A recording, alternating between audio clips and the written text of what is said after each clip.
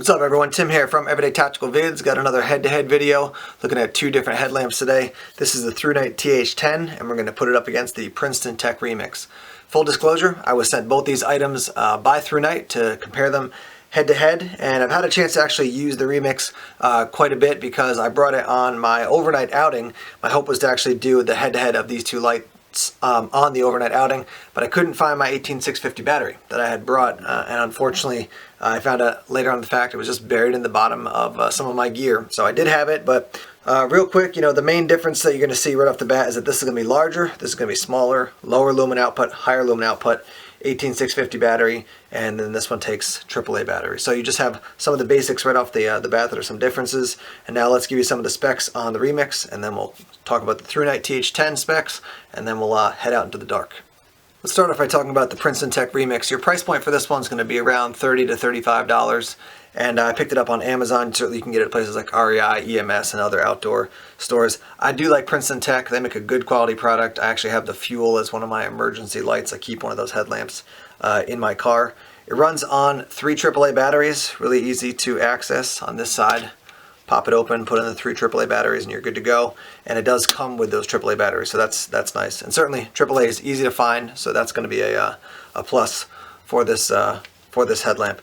Now, when it comes to the actual function, let me just show you here. You can see we've got kind of two different sides. We have 3 small LEDs and then 1 bright LED. Let me show you how the functions work. Press it once, it's going to come on the low setting. Okay, if you wait more than 2 seconds and turn it off, or hit it again, it's going to go off. If you do that before the 2 seconds, it's going to go from low to high here. So low, there's the high setting, and then off. Low, high, off. If when it's on, you tap it again, double tap it, it's going to go over to the one brightest LED. So on, and hold it, and now it's going to switch over. So when it's on, you hold it down, it's going to switch over to this. Now I've waited a little bit, so I tap this, it's going to go off. But when this is on, and then I hold it, switches over, and then I tap it again, that's going to go up to the highest setting. So essentially what you have here is kind of a low setting for up close, and then more of a broad spotlight setting for, it's going to give you basically more throw and spill for the light. So put this on, hold it down, switch over, tap it up. At your brightest setting, you're getting 150 lumens. Now I'm going to be honest with you, I dug around even on Princeton Tech's website, and to get the different lumen outputs for the 2 different settings here and the 2 different settings here, just was, I could not locate it. So that's a little bit of a hassle. You know that your highest output, when you have it on here at your highest setting, it's going to be 150 lumens. Other than that, it's hard to tell what exactly the different lumen outputs are. So I looked on Amazon, I looked on different websites, I looked on Princeton Tech's website, I looked in the instruction manual. It tells you about how to operate it and everything, but that's just not super helpful to not know what the different settings are. Having used this in the woods, what I will tell you is that when you have it on the highest setting, and you're walking around in the woods, you can see, I would say, 20 to 25 feet in front of you pretty easily. After that, it starts to get a little bit fuzzier, and then these low settings are definitely good for just in camp. If you're doing tasks like right there in your hands, or right around a campfire or something, having it on one of the 2 lower settings is totally fine. So this is adjustable as well, so you can aim it up, you can aim it down. You basically have one pivot here, so you don't have to worry about it moving in a lot of different directions. You can take this off. It does fit on MOLLE webbing if you wanted to set it up that way. It does come with this head strap, very easy to adjust however you want to, have whatever size you want. And then the other good thing is that, roll this up, and now it's a tiny little package, and that basically fits in the palm of my hand almost. So small little thing you can cram into a pack, put in the top of a pack. Very simple, easy to operate. Once you figure out, basically going and then holding it down, switching over there, it's relatively simple to do, relatively simple to operate. So that's the Princeton Tech Remix. I will tell you, at one point on my overnight outing that I did, I used this, and there was a beaver down in the pond. It was swimming around and slapping its tail because it was agitated that I was in the area. And it was probably, 30, 40 feet away. And it was nighttime. It is a dark pond. But I couldn't see a lot. This didn't have enough throw for me in that situation. So I would think, working in your car, working at home, working around camp, if you want to see right in front of you when you're hiking down a trail, this would work. But I definitely wanted something that had a little more throw, a little more power in that setting, and this one just didn't cut it for that. Again, I do like Princeton Tech. They make quality items.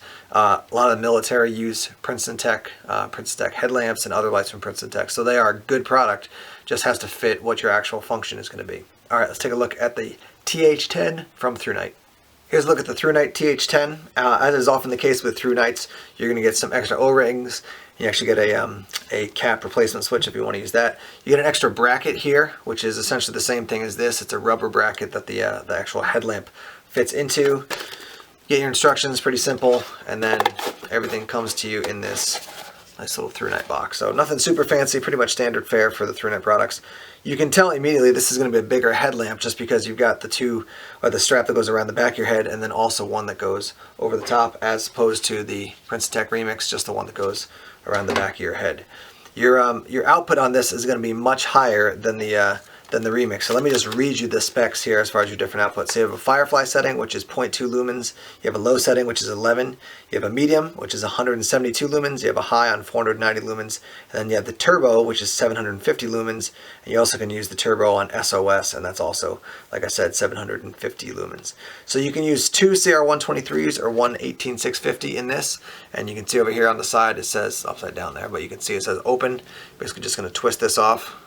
Accidentally turned it on there, but twist this off like so and put the battery in. And I did put it in the wrong way the first time and it didn't work, so just make sure that you put it in the correct way, and then crank this down so it's nice and snug, and then the actual the light will work, as you can see, like so. Let me show you the functions real quick.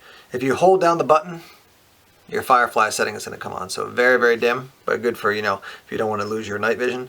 Let me turn it off. I had this at the highest setting probably about, a minute and a half ago. It's less than that even. But when I hold the button down or just tap the button, it's going to come on at the setting at which you left it. So this is on high. Hold this down, it's going to scroll low, medium, high, low, medium, high. And then if I double tap, it's going to put it onto the turbo mode, and then double tap on that, and it's going to go into SOS mode at that highest setting, that turbo setting. Here they are side by side, and you can see there's not a huge difference in your size. This one is definitely heavier, so 83 grams for the Princeton Tech Remix, and for the ThruNite TH10, it's going to be 132.4 grams, and that's without your battery. So I say you add in the battery, and just, kind of picking it up and weighing it, I would say this one's going to weigh double what this one's going to weigh. So, if weight is a major issue for you, you're doing long hikes, want something super lightweight, the Remix is probably going to win the day. As you saw, there's way more opportunity as far as your different lumen outputs and just the overall power coming from the ThruNite. But size-wise, not a huge difference. This one's going to certainly pack up smaller than this one, but it's not like this one is twice the size. Actually, one of my first full-size headlamps was a Petzl, and it had a cube about this big on the back, and then the headlamp was, this thing was ginormous. It was before LEDs were really even being used, so it was the old school incandescent headlamps. But that was the coolest thing, man. That was like the cat's pajamas when I was out in the woods. Everyone was like, oh, that's the coolest thing, that's the coolest headlamp.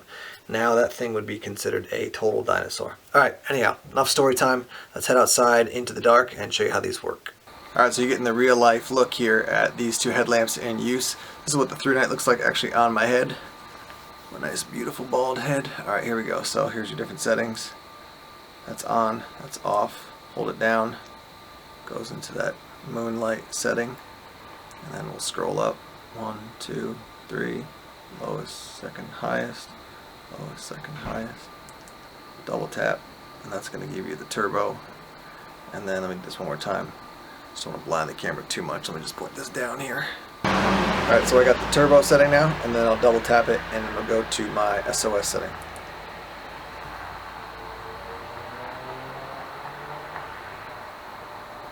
That's what that looks like. Alright, let me turn that off. Alright, so here's your Princeton Tech. You can see a little more streamlined, smaller, definitely no strap across the top. And your settings ready. 1, 2, off. 1, 2, off. And then when it's on, you hold it down, it'll switch over to your flood setting. Now we're at flood. Now if I clicked it immediately, it would have gone to the highest flood setting, but it's going to go off now. But let me give you all the settings real quick here. 1, 2, hold. 1, 2, hold. 1, 2, hold. And then over, and then up to our highest setting. So that's what that looks like. Again, you can see it's a little bit, you got to kind of work through the system to be like, okay, how many taps, how many times do I hold down? but once you figure it out, not too bad. So 1, 2, off, 1, hold, switch over, and up to your highest setting. Alright, it's kind of nasty, but here's real life application. That right there is the compost that's going out to the compost bin, and the compost bin is over there into the darkness. So I'm going to carry this, and I'm actually film what it looks like to have the two different lamps serve as my light options. So I'm walking now into the side yard with the camera and with the compost. Right now I've got the TH10 on my head, so let me give myself a little bit of light here. So let me see here. You can see what that looks like out in front of me. Let me zoom this back out a little bit here. There we go. So that's what that looks like. Let me go to the lowest setting. Low, medium, high, low, medium, high. Definitely prefer it on the highest setting here as I'm walking out the side yard. And if you've watched other videos, you know that I've got a neighborhood skunk. Probably got a bunch of them, but I live in the woods and such out here. And so I'm just very aware of them as I'm walking out here, so I want to make sure I'm seeing everything. You can see there's my side fence. That's a little rock formation here.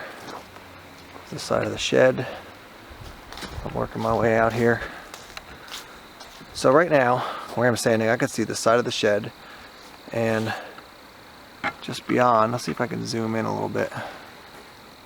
Yeah, you can see, I'll put my finger here, right there is the compost bin out there in the distance.